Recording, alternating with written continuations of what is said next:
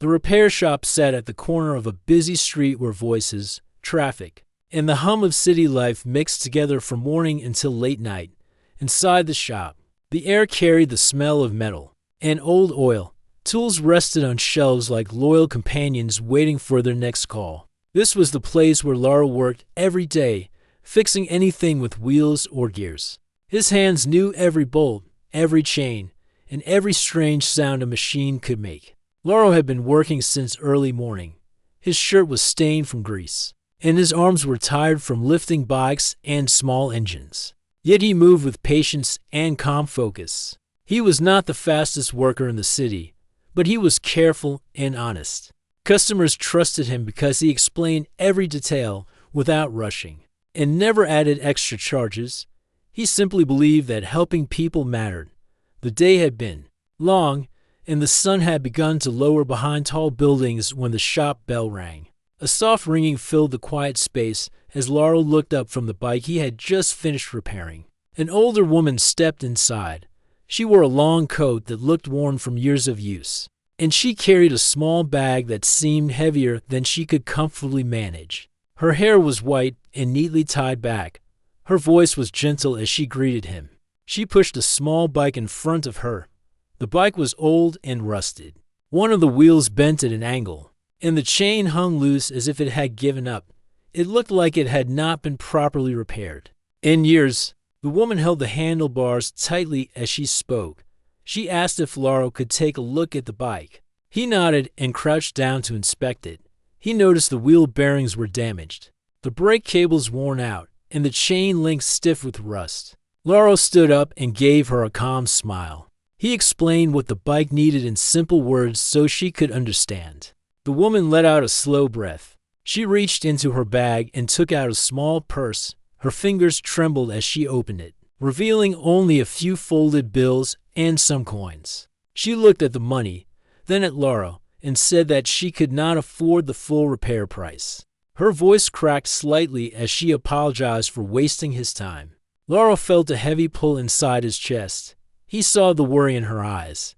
She did not look like someone who asked for help often. She looked like someone who carried her burdens quietly.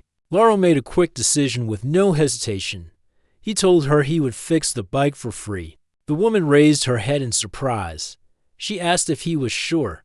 Lauro assured her that kindness did not cost him anything and that he wanted her to travel safely. The woman smiled in a slow and thankful way. It was the kind of smile that said she had not received help from strangers in a long time. She thanked him again and stepped aside, while Lauro pushed the bike onto the workbench. Lauro began with the wheel. He removed the bent rim and hammered it back into shape with careful taps. He cleaned the spokes and replaced two that were too weak to support weight. The brake cables came next. He removed the old, frayed cables and installed new ones. Then he examined the chain. It was in bad shape, so he cleaned each link with oil until the metal regained its movement. He tightened the pedals, adjusted the seat, and tested the brakes several times to make sure the bike responded smoothly. As he worked, he noticed the woman watching with quiet admiration. She stood very still, almost as if she did not want to disturb anything in the shop. Her hands stayed folded in front of her. Her eyes followed every motion he made, as if she appreciated not just the repair, but the care he put into it. When the bike was complete, Lauro wiped his hands and presented it to her. He gave the handlebars a small push, showing her the smooth movement. She touched the bike gently and thanked him once again. Her voice trembled with emotion. Lauro felt warm pride in his chest. Moments like this reminded him why he loved repairing things. Machines were simple, but the people who brought them and carried stories and struggles. Helping them made the work meaningful. But just as the woman was getting ready to leave, the shop door burst open. A sharp sound filled the air as it slammed against the wall. The shop owner, a thick man named Barrett, stepped inside with a scowl on his face. His eyes moved quickly from Lauro to the bike and then to the older woman. Barrett demanded to know what was happening. Lauro calmly explained that he had repaired the bike for free because the woman could not pay. Before he could finish, Barrett interrupted him and pointed angrily at the repaired bike.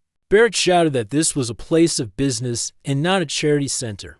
His voice grew louder as he accused Laurel of giving away free labor and costing the shop money. The woman tried to speak, but Barrett cut her off with a hand gesture.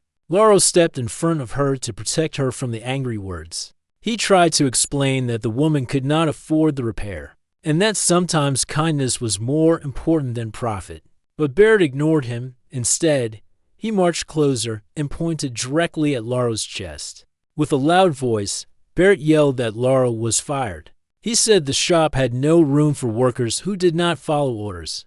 Laurel stood still, surprised but not frightened. He had always known Barrett cared more about money than people. He looked at the woman and offered her a reassuring nod. He told her she could take the bike and go home safely.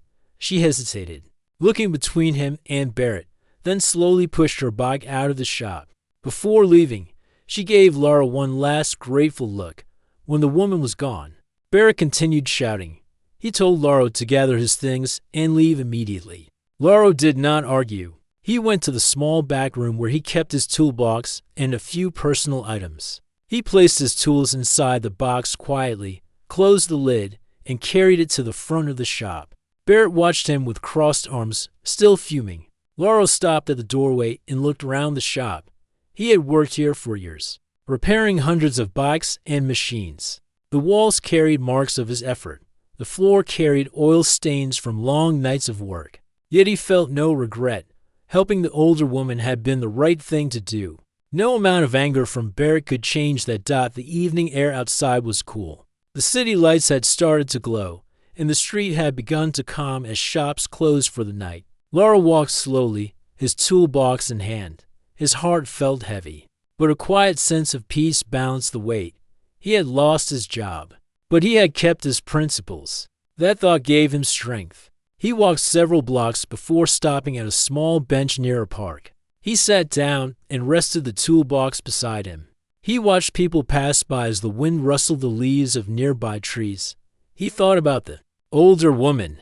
He wondered where she lived, how far she needed to travel, and why she had looked so tired. Something about her had felt different, almost as if she had been testing something. But Laurel dismissed the thought and focused on the present moment. Night deepened, and Laurel eventually stood up and continued walking to his small apartment building.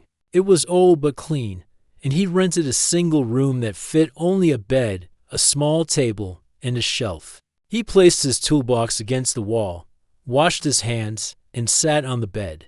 His mind was still full of the day's events. Losing his job meant he would need to search for new work soon. The city was large, but opportunities were uncertain still.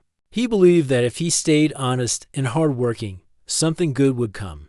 Before sleeping, Laurel thought once more about the older woman. He remembered her kind smile and the way she looked at the repaired bike. He hoped she reached home safely. He hoped she lived a peaceful life. He lay down and closed his eyes, unaware that his actions that day were about to change his future completely. Because somewhere in the quiet shadows of the city, plans had begun to move that involved him. And before sunrise the next morning, a line of black SUVs would gather on his street, seeking the mechanic who chose kindness over profit. The mechanic who had no idea how important his decision truly was. Morning arrived quietly in Laurel's neighborhood. The sun had not yet risen high enough to brighten the narrow streets, and most people were still asleep. The only sounds came from a few early vendors opening their stalls and a distant tram, moving toward the main market. The air felt cool, carrying the soft scent of wet stone from the night rain. Inside his small apartment, Laurel lay on his bed, still half asleep. He had spent most of the night thinking about the older woman, about losing his job, and about what he would do next. His mind had been full of worry for the future, but also full of calm acceptance. He knew he could find work somewhere else. It would take time, but he would manage. That was always his way.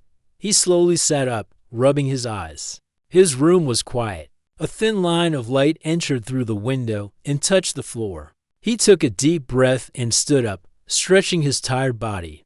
He planned to visit the repair shops nearby to ask for any job openings. He knew it would not be easy, but there was no other choice. As he walked to the small sink to wash his face, a loud noise suddenly echoed from outside. It sounded like multiple engines stopping at once. The noise was so strong that it shook the window frame. Lauro paused and looked toward the glass. A strange feeling rose in his chest. This was not normal traffic. He walked closer and pulled the curtain aside. What he saw made him freeze. 7 large black SUVs filled the street below. They were lined perfectly from one end of the block to the other as if part of an organized unit. Their engines were still running, and their polished exteriors reflected the soft morning light. People on the street had stopped walking, staring at the vehicles with confused expressions. A vendor paused with a basket in his hand. A few children peered from behind a corner. Everyone seemed unsure of what was happening. Lauro's heartbeat quickened. The SUVs looked official, powerful, and completely out of place in this quiet neighborhood. He wondered if something dangerous had happened nearby. He wondered if the vehicles were searching for someone important or guarding something valuable. He stepped back from the window, feeling uneasy. He had never seen anything like this before. As he tried to make sense of it, he heard footsteps climbing the stairs of his building. The steps were steady and strong, like a group moving with purpose. He stood completely still and listened. The footsteps reached the hallway outside his door. Then came a firm knock. Lauro stiffened. He looked around the room instinctively, although there was nothing he needed to hide. The knock came again, more deliberate this time. He swallowed and walked toward the door. His hand hovered over the handle, unsure if he should open it. He took a slow breath, gathered his courage, and turned the handle. Standing outside were 3 people wearing simple, but official-looking uniforms. Their jackets were dark, their movements disciplined, and their expressions calm. One of them, a tall man with short black hair, stepped forward. The man asked if he was speaking to Lauro, son of Duran. Lauro nodded, feeling a strange tension wrap around him. The man introduced himself as Jaren, a field escort for a special city division. His voice carried no threat, but it held seriousness. Jaren explained that they were sent here on orders to bring Lauro to a secure facility. Lauro blinked in confusion. He asked if he had done something wrong. Jaren replied that Lauro was not in trouble. In fact, they needed his help. The explanation was brief, but the tone left no room for argument. Lauro hesitated. The situation was confusing, and he did not understand why someone like him would be needed by an official group. He worked with tools, not secrets. He fixed bikes, not machines of importance. There was nothing special about him. Before he could ask more questions, Jaren added that the older woman from the previous night had requested his presence at the facility. This made Lauro freeze in place. The older woman, the bike, the kindness he had shown her, the simple decision he made without expecting anything in return. What connection could she possibly have with these vehicles and these uniformed escorts? Lauro slowly nodded. He grabbed his jacket and stepped out into the hallway. As he closed the door behind him, his heart beat quickly. The escorts moved around him, forming a protective but respectful circle. As they guided him down the stairs, when they stepped outside, the neighbors stared in silence. Some whispered among themselves. Others simply watched with wide eyes. Lauro felt embarrassed and overwhelmed, but he understood they were not judging him. They were surprised, just as he was. The back door of the first SUV opened, and Jaren motioned for Lauro to enter. Inside, the seats were soft, and the air smelled clean and cool. The windows were tinted, making it difficult to see in from the outside. Lauro took a seat, and Jaren sat beside him. The SUV began to move. The rest followed closely behind, forming a silent convoy that rolled through the streets with precision. Lauro watched the outside world pass by. People stopped and stared as the vehicles moved through the city. Traffic shifted aside to give way. It felt like the convoy carried someone far more important than him. He looked at Jaren and asked why they needed him. Jaren replied that all questions would be answered at the facility. His tone was still calm and respectful, but firm. Lauro sat back and tried to relax, although it was difficult. 20 minutes passed. The city buildings thinned, giving way to wider fields and hidden structures. The road ahead grew quiet. The SUV turned into a narrow path surrounded by tall metal fences.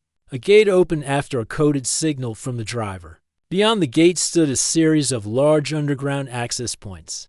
The convoy stopped near a wide metal door built into the ground. Several guards stood near it. They scanned the vehicles and waited as the doors opened. The escort stepped out first, guiding Laura toward the entrance. The metal door slowly lifted, revealing a downward passage lit by white lights. The air was cool and carried the faint smell of machinery. Laura followed the escorts inside. The passage descended into a large underground chamber filled with equipment, screens, and workstations. Scientists and engineers moved around with focused energy. They wore badges and carried data tablets. The room hummed with quiet activity. Laura felt out of place among such advanced surroundings.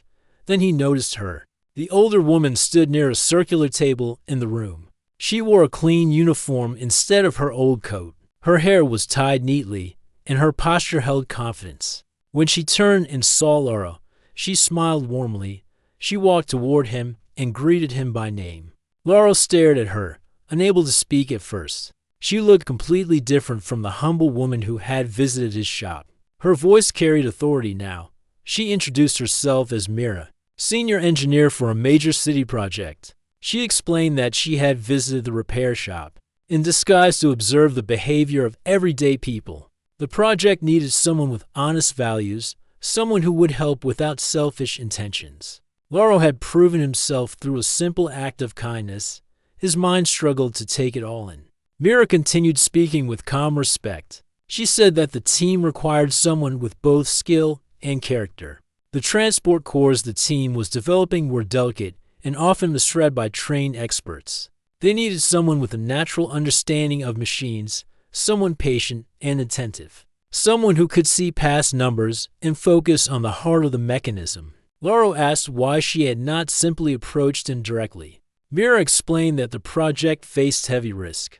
They had to trust the right person. She said that seeing him repair the bike with care and respect had shown her everything she needed to know. She placed a gentle hand on his shoulder and told him she hoped he would join them, at least temporarily, to look at a damaged transport core in the facility. She assured him he would be treated fairly and paid well. The choice was his alone. Lauro stood quietly. The room waited for his answer. He thought about his job loss, his desire to help, and the unexpected turn his life had taken. He thought about how the escorts treated him with respect and how Mira spoke with sincerity. He thought about the chance to do something meaningful. Finally, he nodded. He agreed to help. Mira smiled with relief. She guided him to a large chamber where a glowing metal device stood at the center. Engineers stepped aside, giving him room. Lauro approached it slowly. The device pulsed with soft blue light, as if breathing. He studied it closely and felt something stir inside him. The pattern of the machine spoke to him in the same way an old bike would. It had a problem deeper than surface damage. It needed careful hands, and Lauro knew he could help. He had no idea that this moment would shape the future of the city and change his life forever. Lauro stood in front of the glowing device as if he were standing at the doorway of a new world. The transport core rested on a thick metal base in the center of a wide chamber. Pale blue light pulsed across its surface, moving like calm waves on water. It gave off a steady hum that seemed to rise and fall with a pattern only the machine understood. Pipes and cables surrounded it, reaching out to other equipment in the chamber like roots seeking support from the earth. Lauro took a slow step forward. Mira and several engineers waited behind him, watching with cautious hope.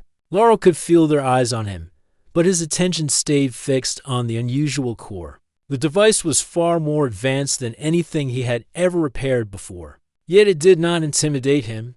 Machines, no matter how complex, always followed logical behavior. If he listened carefully, he would understand its needs. He stretched out his hand and placed it gently on the surface of the core. The metal felt cool at first, then warmed slightly under his palm.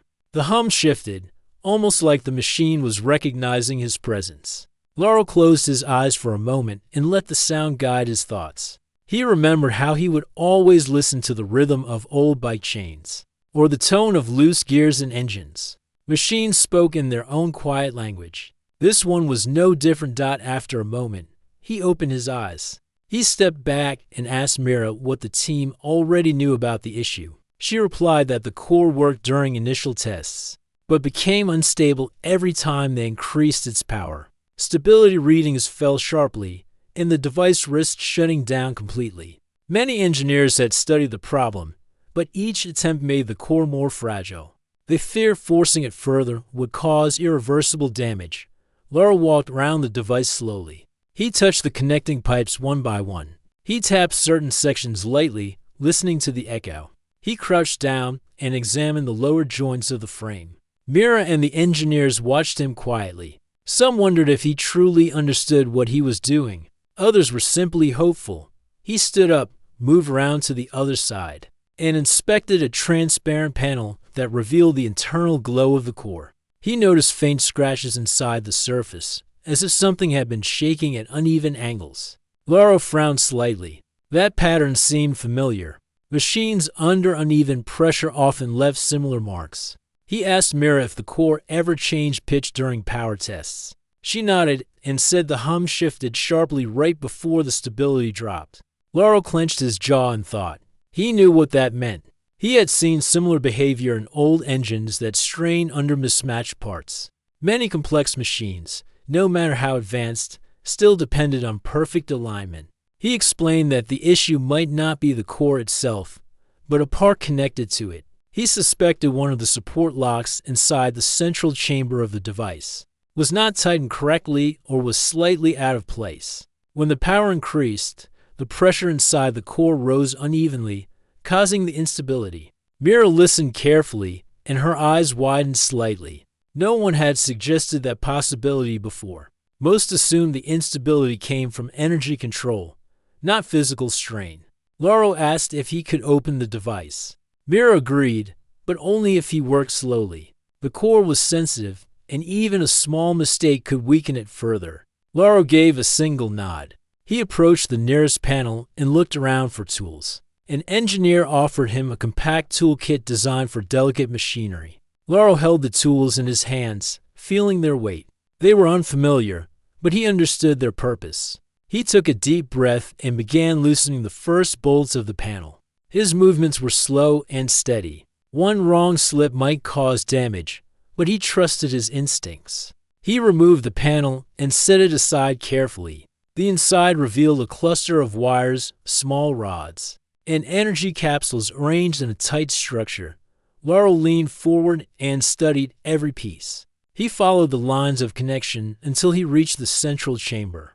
The chamber glowed brighter than the rest. A set of metal rings held a pulsating core inside. Each ring kept the energy stable, but the second ring from the top tilted slightly to one side. It was a small tilt, almost invisible to someone who did not look closely. Yet even that tiny misalignment could cause major problems. Laura pointed at the tilted ring and asked Mira if the readings had shown any repetition in the instability pattern. Mira confirmed they did. Every power test produced nearly identical results. Laura nodded. The misalignment caused the energy inside to shake in the same direction every time the power rose. He reached out carefully and used a soft grip tool to adjust the ring. He shifted it slowly back into place. The moment it moved, the core hum softened. Mira gasped quietly. Several engineers leaned forward, unsure if what they felt was real or imagination. The air around the device felt calmer. Laura tightened the support lock to keep the ring secure. Once it held firm, he moved on to examine the lower rings. Most looked stable, but he found one more that had loosened from vibration during previous tests. He tightened that one as well. Each click of the tool brought another small shift in the device's hum, like the machine was regaining balance after almost an hour of careful adjustments. Laura stepped back. He wiped a thin layer of sweat from his forehead. His hands were steady, and his breathing was calm. The entire team stood silent, watching him. Mira approached him and asked if the device was ready for a test. Laura thought for a moment and said it should be tested at a slow increase of power, not a sudden jump. He explained that the device needed to settle into its new alignment and find its natural rhythm again. Mira turned to her team and ordered them to prepare the test. Engineers took their positions. Screens lit up. Numbers and graphs began to appear. The the chamber filled with focused tension. Laurel stepped aside to watch with Mira. The core sat in the center, glowing steadily. An engineer announced they were beginning the first stage of the test. The power rose slightly. The core responded with a stable hum. The engineer announced they were moving to the next stage. The power rose again. Stability readings appeared on the screen in green. Not a single drop. Mira leaned forward with both hands on the railing, her eyes fixed on the screen. The team moved to the third stage. This was the point where instability usually began. But this time, the core remained steady. The glow brightened, but the readings stayed strong. The team moved to the next stage. Again, the core stayed stable. The room filled with quiet excitement. Laurel watched the device with calm satisfaction. He felt no pride or arrogance. He simply felt relief. The machine was finally working the way it should. The team reached the final power stage. This was the highest level they had tested before. The room became silent. Everyone waited for the numbers. The core responded with smooth stability. No shaking, no loss of control, no failure. The glow spread evenly across the device. The hum rose to a clear, steady note. The test continued for several minutes. When the readings remained stable the entire time, the room erupted in cheers. Engineers clapped each other on the back. Some laughed out of pure relief. Others raised their hands in celebration. But Mira stood still for a moment, taking in everything with deep emotion. She turned to Laurel and walked toward him with a proud smile. She thanked him sincerely. Her voice shook slightly, not from fear, but from gratitude. She said the project had been stalled for months, and without this breakthrough, they would have faced serious delays. Laurel had solved in one day what many specialists could not solve in weeks. Laurel shook his head gently and said he only did what he could. Mira placed a hand on his shoulder and told him his work meant far more than he realized. The core was part of a program designed for long-distance exploration. It would allow humans to travel farther and faster than ever before. Without it, the entire mission was at risk. Laro listened with quiet interest. The idea that his simple mechanical skills were now supporting a major scientific mission felt unreal. He had spent years fixing small machines in a modest repair shop, never imagining he would one day help build something that could change the future. Mira led Laurel through the facility to show him additional equipment. She explained how the cores would power transport systems meant for off-world travel. She spoke passionately about the hope they had for expanding human exploration. Each room they entered revealed more about the scale of the project. As they walked, Laurel felt a growing sense of responsibility. Mira's trust in him meant that his decisions from here forward could impact many people. It was a powerful thought, but not one that frightened him. He had always believed in working honestly and carefully, and this mission deserved nothing less. When they returned to the main chamber, Mira asked Laurel if he would stay with the team and assist with the next phases of the project. She told him the role would be steady, respected, and important. Laurel looked at the steady glow of the core and thought about his life. He remembered losing his job, uncertain about the future, and now he had found something meaningful. He finally answered that he would stay. Mira smiled warmly. She said the team would prepare a workspace for him immediately. Laurel felt a calm wave pass through him. The choice felt right. He did not know that his involvement in the project would soon lead him into deeper challenges, unexpected discoveries, and a connection far greater than repairing an old woman's bike. But at that moment, deep inside the underground facility, the air buzzed with energy. The large chamber that contained the transport core glowed with a soft blue light that filled every corner of the room. Engineers moved around with careful steps, checking their screens and equipment while keeping a respectful distance from Laurel. They knew he was not part of their team, yet they treated him as someone important because Mira had chosen him. Laurel stood near the transport core with his hands resting lightly on the surface. The metal felt cool, but there was something warm beneath it, something alive. The core pulsed with a steady rhythm that reminded him of a quiet heartbeat. He studied the design lines running across the casing and listened to the faint sound. The machine produced. Mira stood beside him, her hands behind her back. Her voice was calm as she spoke to the engineers nearby. She explained that Laurel had a natural way of understanding machines that could not be taught. Her team listened carefully. None of them protested. They had seen how Mira worked for many years and trusted her judgment. Laurel focused on the core. He noticed a low vibration coming from the lower section. It was not part of the normal pattern. He crouched to inspect the area. The lines of energy running along the metal were out of alignment. It was as if the machine was struggling to keep itself stable. He asked Mira for the core's history. Mira explained that the device was an experimental transport engine created for long-distance travel. It was meant to power new craft that could leave the planet and explore far beyond. However, the core had become unstable after a recent power test. Every expert who worked on it had struggled to find the true problem. They found minor errors, but not the root cause. Fixing it had become a challenge for the entire team. Laurel ran his fingers over the energy lines again. The metal hummed under his touch. Instead of feeling fear, he felt curiosity and determination. The machine reminded him of a bike chain that was once brought into the shop. The links looked fine at first, but one tiny misaligned piece caused the entire chain to jump every time the wheels spun. Fixing the chain required patience and careful attention. He wondered if this core had a similar hidden flaw. He asked for the core's internal layout map. Mira nodded, and an engineer brought a small screen to display the structure. Laurel studied it carefully.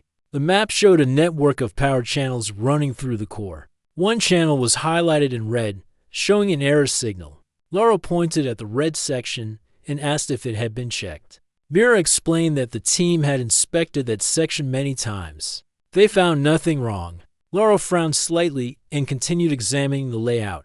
He then noticed something subtle. The channel in the red section crossed under another channel at a tight angle. It was a rare design choice and could cause energy pressure if the alignment was not perfect. He leaned closer to the map and followed the connection lines. There was a small gap between the components that should have been connected more tightly. He asked if they had checked the pressure levels in that region. Mira shook her head. She said the team focused mostly on the upper chamber, because that was where the visible instability originated.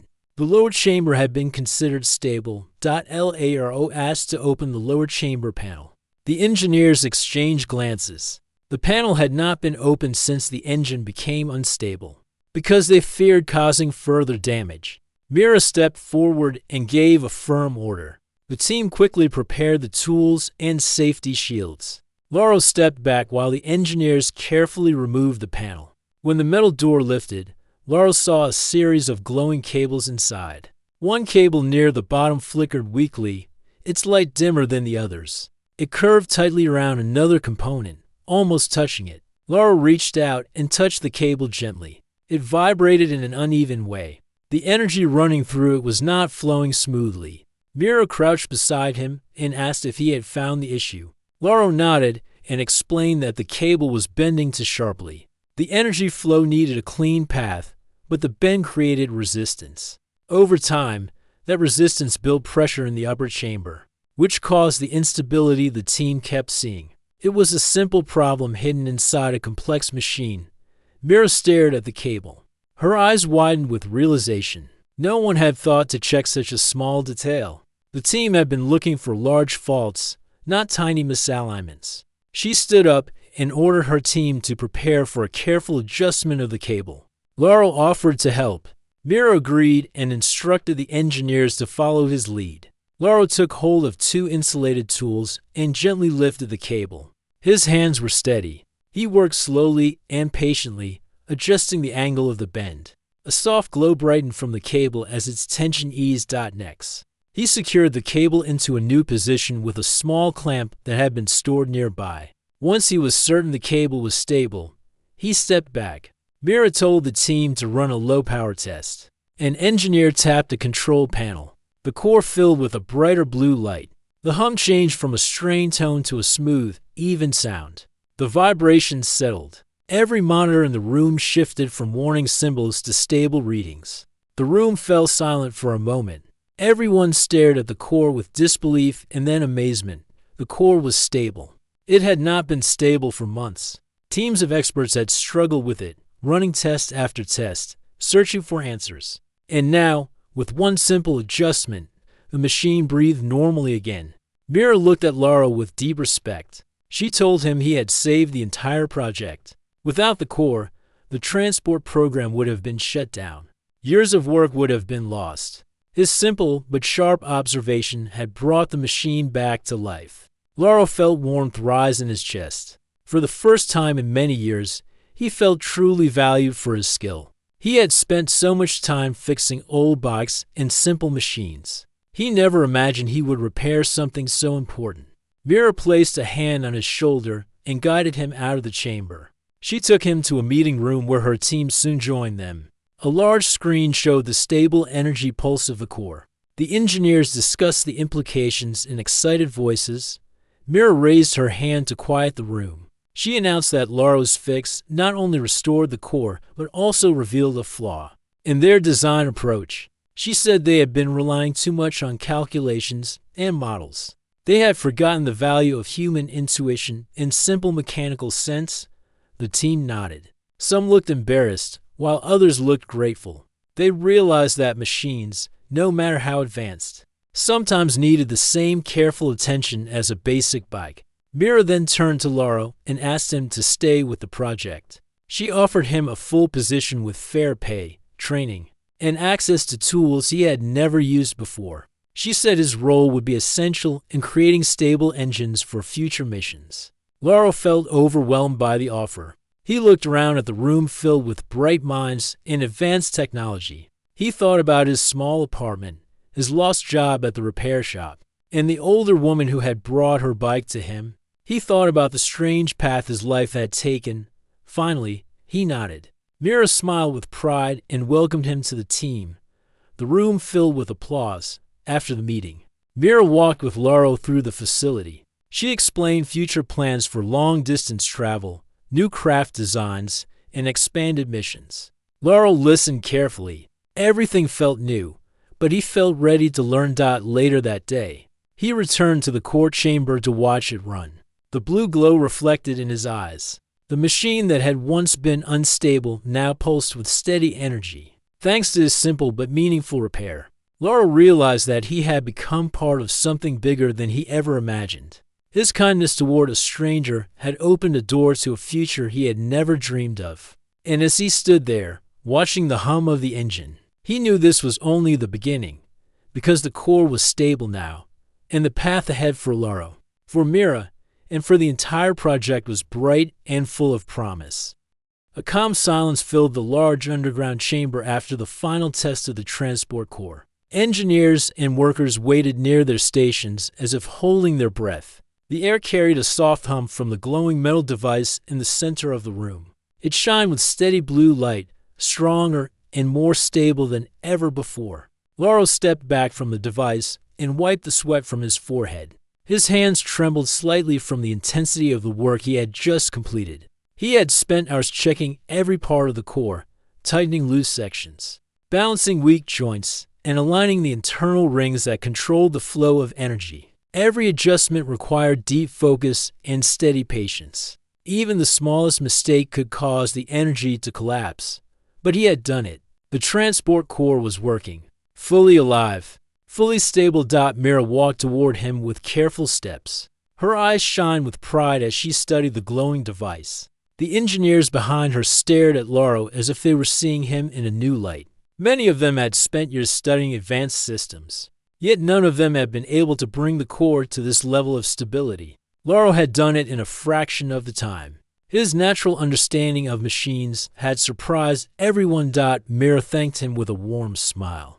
She told him that what he had accomplished would change the future of the city. She told him that his skill had saved a project that many had feared was lost. Laurel felt his cheeks warm at the praise.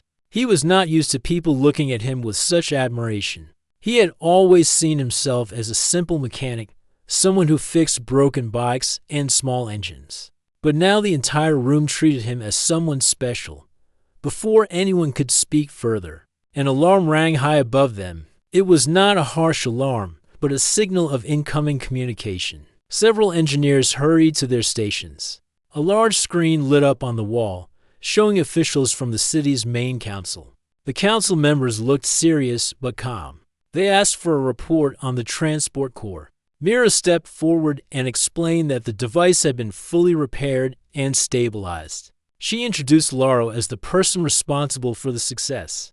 The officials listened with interest, clearly impressed by the progress. They told Mira that the council would review the possibilities of expanding the project. They also said that once the final evaluation was complete, a decision would be made about future construction and testing. Mira nodded respectfully and promised to prepare a full report. The screen went dark, and the chamber returned to its steady hum. The engineers turned to Lauro with renewed appreciation. A few approached to shake his hand. Others patted him gently on the back, thanking him for his work. Lauro accepted each gesture with shy gratitude. He did not seek attention, but he appreciated their respect. Mira guided him to a quiet corner of the chamber where they could speak privately. She told him that he had a choice to make. The project team wanted him to stay as a permanent member, not only for repairs but for guidance in future designs. She assured him that he would receive proper training and fair pay. She reminded him that he had a chance to help shape the next stage of human exploration technology. Lauro listened quietly. Part of him felt uncertain. His life until now had been simple. He worked in a small shop, fixed bikes, and lived in a modest room. The idea of joining an advanced scientific team felt unbelievable. But another part of him felt something else. This was a chance to use his skills in a meaningful way. A chance to help others on a scale he had never imagined. A chance to grow into something greater. He asked Mira if she believed he truly belonged here. Mira looked straight into his eyes and answered with confidence. She told him that character mattered more than titles. She said that machines responded to people who respected them, and that Lauro had shown a rare understanding of both machines and people. She told him that the project needed him, not just for his hands, but for his heart. Her words settled deep inside him. He nodded slowly. He accepted the offer. Joy spread across Mira's face. She placed a gentle hand on his shoulder and welcomed him officially to the team.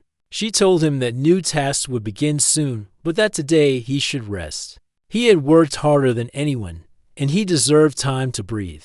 Laura followed her out of the chamber. Instead of taking him back to the surface, she guided him through a series of hallways that led to a spacious break area. The room had comfortable chairs, large screens, and tables set with warm meals. A few workers ate quietly, their tired faces relaxing in the peaceful environment. Mira encouraged Lauro to sit and eat. He chose a simple bowl of noodles and warm broth. As he took his first bite, he realized how hungry he had been. The aroma filled him with comfort, and the warmth eased the tension from his body. He finished the meal slowly, enjoying every moment.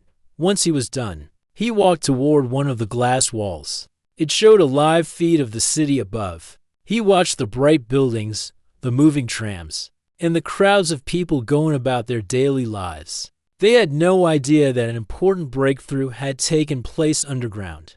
They had no idea that humanity had taken its first true step toward a new era of travel. In exploration. Lauro felt a strange mix of feelings. He felt small compared to the vast city, but he also felt significant because of the work he had done. He thought about how fast his life had changed. One day he had been repairing an old bike in a cramped shop. The next day he had been sitting inside an advanced underground facility, watching a powerful machine come to life under his hands. And now he had become part of something far greater than anything he had imagined. Hours passed. Mira eventually returned and asked if he was ready to see his new workspace. Laura followed her through the hallways until they reached a room that had been prepared for him. It was small but comfortable.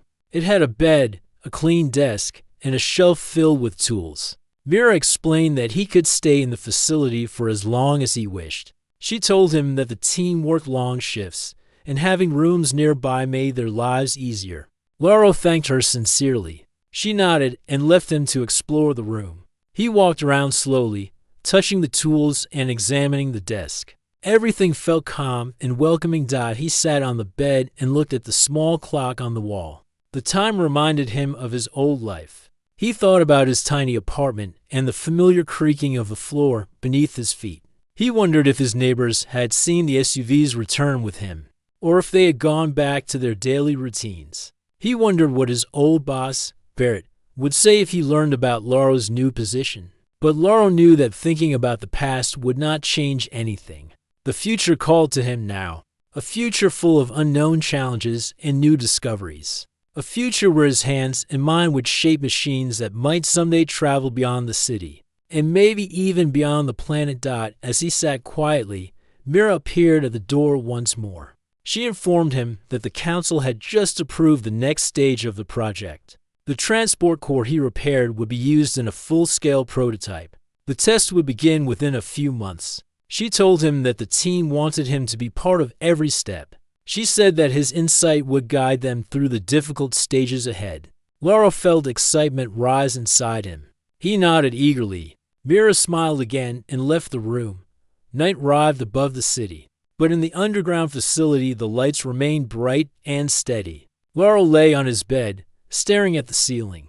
His thoughts drifted back to the moment when everything had started. The moment when an older woman with a broken bike had walked into the repair shop. He had not known that helping her would open a door into a new world. He had not known that kindness could shape a future he never expected. He turned on his side and closed his eyes. His breathing slowed. His body relaxed. Sleep finally took him. Tomorrow would bring new challenges. Tomorrow he would step into his role as a member of the engineering team. Tomorrow he would begin a journey that reached far beyond anything he once believed possible. And somewhere deep in the facility, the transport core continued to pulse with gentle blue light, waiting for the day it would carry humanity toward a wider and brighter future.